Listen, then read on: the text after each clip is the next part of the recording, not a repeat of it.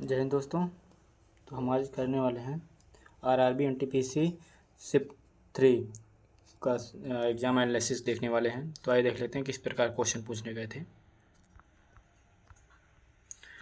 तो जो था पहला क्वेश्चन पूछा गया था कि संविधान का 104 संशोधन किससे संबंधित है। तो देख लेते हैं किससे संबंधित है।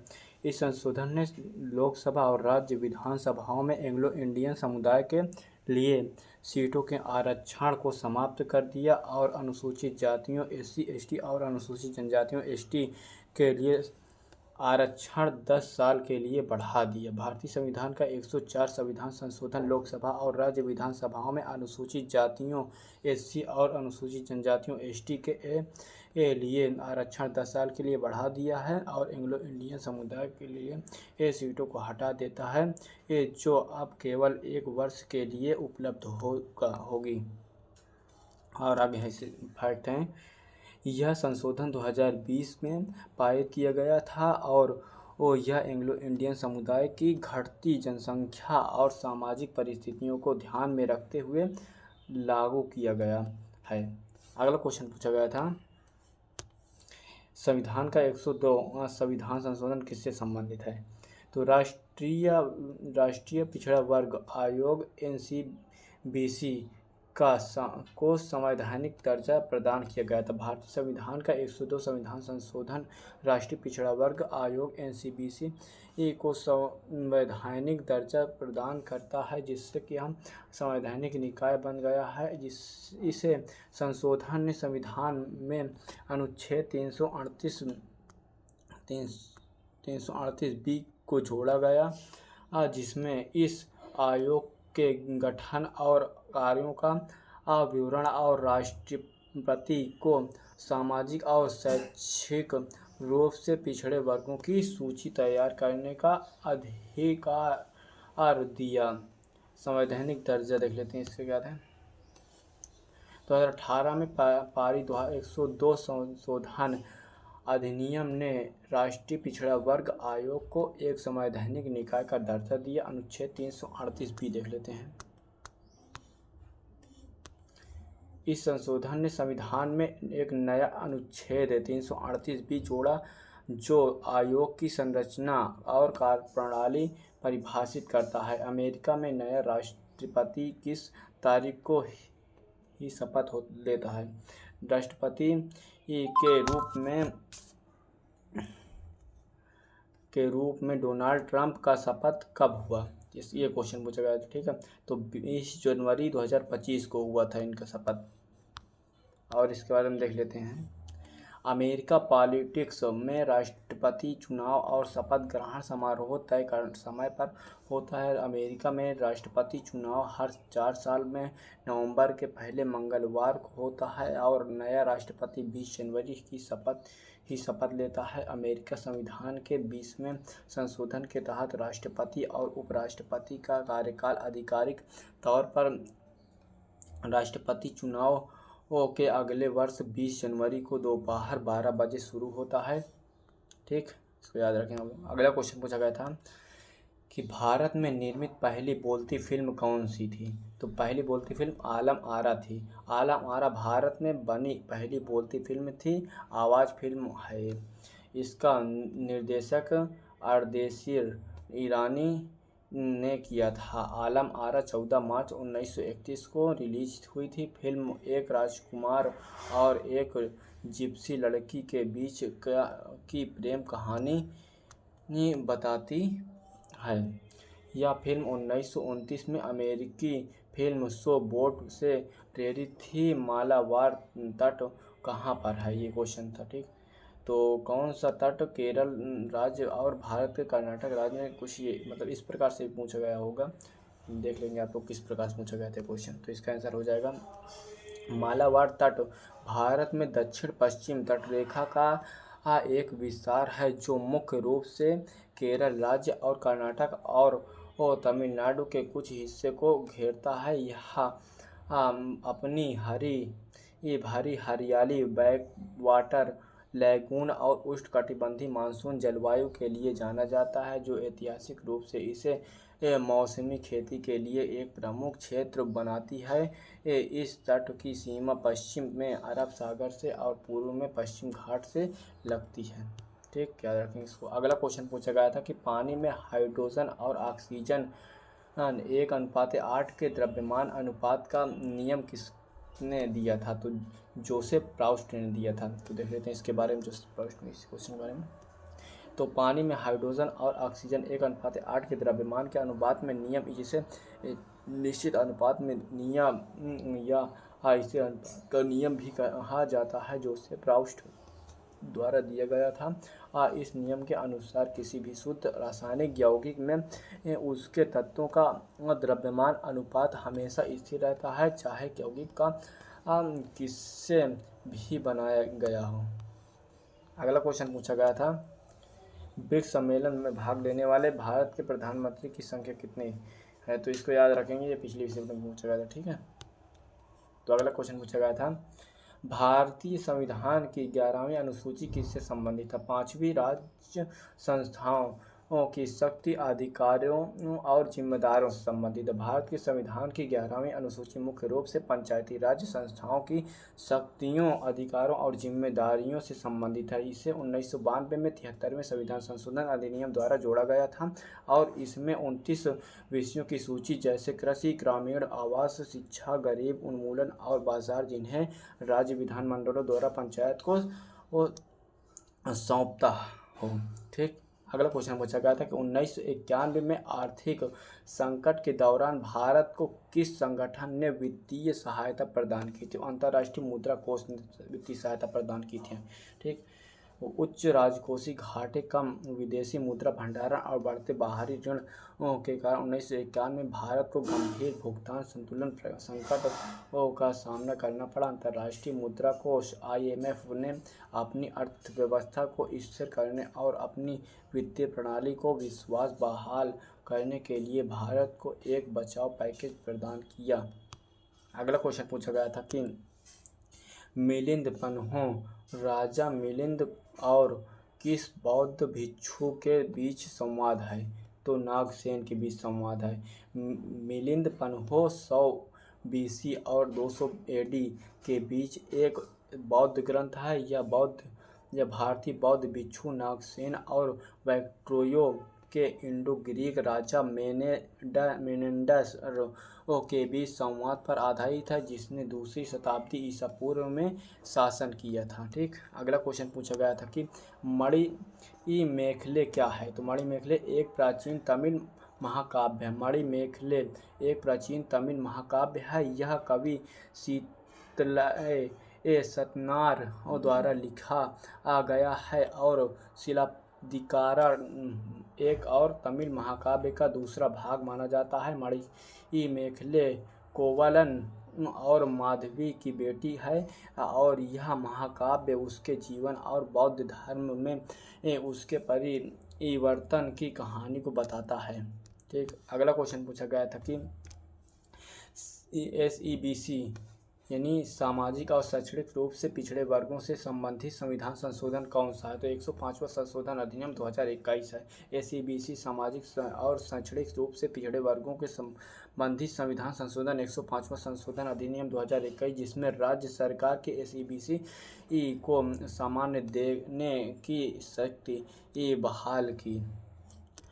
इसे पहले 102 संविधान संशोधन अधिनियम 2018 ने यह शक्ति राष्ट्रपति को दे दी थी, जिसके बाद मराठा कोटा मामले में सुप्रीम कोर्ट ने राज्यों के अधिकार छीन लिए थे। अगला है क्वेश्चन कि 13 नंबर क्वेश्चन है कि संविधान की किस अनुसूची में पंचायतों की शक्ति को शामिल किया गया है? तो 11वीं अनुसूची में शामिल किया गया है। आइए पंचायत के बारे में देख लेते हैं। पहले भारतीय संविधान की 11वीं अनुसूची के अंतर्गत आती है, जिसे 1992 में 73वें संविधान संशोधन अधिनियम द्वारा जोड़ा गया था। इस अनुसूची में पंचायती की शक्तियों, अधिकारों और जिम्मेदारियों को सूचीबद्ध किया गया है और इसमें ग्रामीण विकास और सामाजिक न्याय से संबंधित 29 कार्यात्मक विषय शामिल हैं, जिसे कृषि, ग्रामीण आवास और गरीबी उन्मूलन है। ठीक, अगला क्वेश्चन पूछा गया था कि अनुच्छेद 347 किससे संबंधित है? भारतीय संविधान का एक हिस्सा है जो किसी राज्य से जनसंख्या से किसी विशेष भाग द्वारा बोली जाने वाली भाषा या अनुच्छेद राष्ट्रपति को किसी राज्य में बोली जाने वाली भाषा को वो आधिकारिक मान्यता देने का अधिकार देता है यदि उस राज्य की जनसंख्या का एक महत्वपूर्ण हिस्सा उस भाषा को आधिकारिक मान्यता देना चाहता है। तो अगला क्वेश्चन पूछा गया था, भारत ने चौथे बिम्स्टेक आपदा प्रबंधन अभ्यास की मेज़बानी कब की थी? तो 14-15 जुलाई 2025 को की थी। बिम्स्टेक का सबसे हालिया प्रमुख आयोजन 4 अप्रैल 2025 को छठा बिम्स्टेक शिखर सम्मेलन भारत ने 14-15 जुलाई 2025 को चौथे बिम्स्टेक आपदा प्रबंधन अभ्यास की मेज़बानी की थी। 2025 के अन्य आयोजन में 18 जून 2025 को कोलंबो में निर्यात रणनीतियों पर एक कार्यशाला और जून 2025 में बिम्स्टेक की 28वीं वर्षगांठ की उत्पादन शामिल है। अगला क्वेश्चन पूछा गया था, भारतीय राष्ट्रीय कांग्रेस की स्थापना का विचार किसका था? तो इसका आंसर हो जाएगा, भारतीय राष्ट्रीय कांग्रेस की स्थापना का विचार ए.ओ. ह्यूम का था। वे सेवानिवृत्त ब्रिटिश सिविल सेवक के जिन्होंने 1885 में भारतीय को संगठित करने और ब्रिटिश सरकार संवाद के लिए मंच प्रदान करने हेतु कांग्रेस की स्थापना में मदद की। कांग्रेस का पहला अधिवेशन 28 दिसंबर 1885 को बम्बई यानी मुंबई को गोकुल दास तेजपाल संस्कृत कॉलेज में हुआ था। इसकी अध्यक्षता W.C. बनर्जी ने की थी। भारत के किस शहर में उसके ऑटोमोबाइल उद्योग के कारण डेट्रॉइट ऑफ इंडिया कहा जाता है? क्वेश्चन है, इसका आंसर हो जाएगा चेन्नई। चेन्नई में डेट्रॉइट ऑफ इंडिया कहा जाता है क्योंकि यह बड़ी संख्या में ऑटोमोबाइल विनिर्मित कंपनियों का निवास करता है। चेन्नई की कुछ प्रमुख ऑटोमोबाइल कंपनियों में हुंडई, फोर्ड, BMW और रेनॉल्ट निसान शामिल है। चेन्नई का मोटर वाहन उद्योग भारत में सबसे बड़े उद्योग में शामिल है एक और पिछले 1 दशकों में तेज़ी से बढ़ रहा है। ठीक, अगला क्वेश्चन पूछा गया था कि खेलो इंडियन यूथ गेम्स 2025 आयोजन बिहार के कितने शहरों में होता? 5 शहरों में होता बिहार के खेल। इसके बारे में देख लेते हैं खेलो इंडिया यूथ गेम के बारे में। इसका आयोजन बिहार के 5 जिलों पटना, राजगीर, बेगूसराय, गया और भागलपुर में किया गया था, जबकि 3 प्रमुख स्पर्धाएं जिम्नास्टिक, निशानेबाजी और साइकिलिंग नई दिल्ली में आयोजित किया गया था। इस वर्ष में के खेल शुभंकर गजसिम्हा था। 12 दिवसीय इस प्रतियोगिता में 27 खेलों में कुल 285 स्वर्ण पदक प्रदान किए गए हैं। निम्नलिखित में से अगला क्वेश्चन, निम्नलिखित में से पीसीबी का पूर्ण रूप क्या है? तो पीसीबी का पूर्ण रूप होता है प्रिंटेड सर्किट बोर्ड होता है। अगला क्वेश्चन पूछा गया था कि 400 मीटर एथलेट्स पूछा गया था कि 400 मीटर या 400 मीटर की दौड़ ट्रैक फील्ड प्रतियोगिता के एक स्प्रिंट घटना यह पहली बार 1996 में पुरुषों और 1964 में महिलाओं के लिए गर्मी के ओलंपिक कार्यक्रम में शामिल हुआ। एक मानक आउटडोर रनिंग ट्रैक पर यह ट्रैक चारों ओर से एक चक्कर होता है। ठीक, अगला क्वेश्चन पूछा गया था कि अखिल भारतीय यानी ऑल इंडिया फेडरेशन की स्थापना का प्रावधान किस अधिनियम में किया गया था? तो भारत सरकार अधिनियम 1935 में किया गया था। तो 1935 के भारत सरकार अधिनियम में अखिल भारतीय संघ की स्थापना का प्रावधान किया गया था। ठीक, अगला क्वेश्चन पूछा गया था कि कलिंग के किस शासक ने 2री शताब्दी ईसा पूर्व में जैन धर्म अपनाया था? तो सम्राट खारवेल ने अपनाया था। कलिंग के शासक जिन्होंने 2री शताब्दी में ईसा पूर्व में जैन धर्म अपनाया था राजा खारवेल थे और जैन धर्म के एक प्रमुख संरक्षण और शक्तिशाली महामेघवाहन वंश के शासक थे। उनके शासनकाल में जैन धर्म प्रति समर्थन का विवरण मुख्य रूप से उनके हाथी गुरु को शिलालेख में मिलता है। ठीक है, अगला क्वेश्चन पूछा गया था कि ब्रिटिश राज्य में अंग्रेजी शिक्षा को बढ़ावा देने के लिए कौन सा अधिनियम लाया गया था। तो 1835 को अंग्रेज शिक्षा अधिनियम लाया गया था। ब्रिटिश राज्य में अंग्रेजी शिक्षा को बढ़ावा देने के लिए 1835 में अंग्रेजी शिक्षा अधिनियम लाया गया था, जिसे लॉर्ड मैकाले की शिक्षा नीति कहा जाता है। अगला क्वेश्चन पूछा गया था बहादुर शाह जफर को कब दफनाया गया था।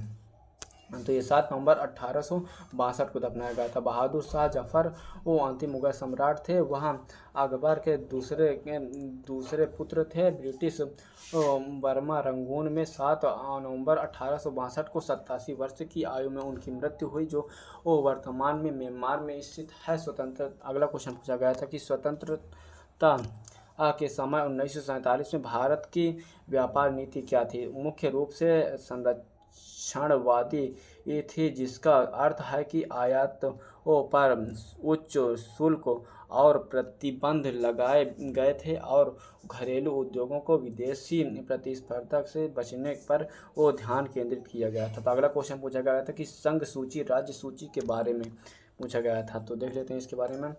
भारतीय संविधान के विषयों को 3 सूचियों में विभाजित किया गया है। पहला संघ सूची, राज्य सूची, समवर्ती सूची। संघ सूची राष्ट्रीय महत्व के विषयों को शामिल किया गया है, जिन पर केंद्र सरकार का कानून बनाती है। राज्य सूची में स्थानीय महत्व के विषयों को शामिल किया है, जिन पर राज्य सरकार कानून बनाती है। समवर्ती सूची विषय शामिल है जिन पर केंद्र सरकार और राज्य सरकार कानून बनाती। ठीक है, अगला क्वेश्चन पूछा गया था कि न्यायमूर्ति DY चंद्रचूड़ को किस यूनिवर्सिटी में प्रतिष्ठित प्रोफेसर के रूप में नियुक्त किया गया है। तो national law university NLU Delhi में नियुक्त किया गया है इनको। और न्यायमूर्ति DY चंद्रचूड़ भारत के पूर्व मुख्य न्यायाधीश को national law university NLU Delhi में प्रतिष्ठित प्रोफेसर के रूप में नियुक्त किया गया है। उन्होंने 15 मई 2025 को विश्वविद्यालय में पदभार संभाला। यह नियुक्ति एक महत्वपूर्ण क्षण है। अगला क्वेश्चन पूछा गया था कि पंचवर्षीय योजनाओं से जुड़ा प्रश्न पूछा गया था। तो प्रश्न मिल नहीं पाया है, लेकिन देख लेते हैं इसके बारे में। पंचवर्षीय योजना से जिसे 5 ईयर प्लान भी कहा जाता है, सबसे पहले सोवियत संघ में शुरू की गई थी। जोसेफ स्टालिन से 1928 में की गई थी। ठीक, अगला क्वेश्चन पूछा गया था कि NH1 राष्ट्रीय जलमार्ग 1 है, भारत का सबसे लंबा राष्ट्रीय जलमार्ग है और गंगा भागीरथी हुगली नदी प्रणाली पर उत्तर प्रदेश प्रयागराज से पश्चिम बंगाल के हल्दिया तक फैला हुआ है। इसकी लंबाई 1620 किलोमीटर है और यह भारत के चारों ओर राज्यों उत्तर प्रदेश, बिहार, झारखंड और पश्चिम बंगाल होकर गुजरता है। तो अगला क्वेश्चन पूछा गया था कि मध्य प्रदेश में बागेश्वर धाम में कैंसर अस्पताल की आधारशिला किसने रखी थी। तो प्रधानमंत्री नरेंद्र मोदी ने रखी थी। प्रधानमंत्री नरेंद्र मोदी ने रविवार को बागेश्वर धाम के प्रमुख पंडित धीरेन्द्र शास्त्री के निमंत्रण पर मध्य प्रदेश में गढ़ा गांव में बागेश्वर धाम चिकित्सा एवं विज्ञान अनुसंधान संस्था की आधारशिला रखी थी। इस अस्पताल का उद्देश्य वंचित पृष्ठभूमि कैंसर रोगियों को मुख्य चिकित्सा उपचार प्रदान करना तथा यह अत्याधुनिक कीमोथेरेपी और कैंसर उपचार सुविधाओं को सुसज्जित होगा। ठीक, अगला क्वेश्चन पूछा गया था कि पुनेट वर्ग से एक आरेख है जिसका उपयोग आनुवंशिक में क्रॉस में उत्पन्न संतानों में विभिन्न जीनोटाइप और फिनोटाइप की संभावना का पूर्वानुमान लगाने के लिए किया जाता है। तो आज इतने ही क्वेश्चन मिल पाए दोस्तों। तो यदि हमारे चैनल पर नए हैं तो चैनल को सब्सक्राइब करें और अपने दोस्तों तक वीडियो को पहुंचाइए। तो मिलते हैं अगली शिफ्ट में, तब तक के लिए जय हिंद दोस्तों।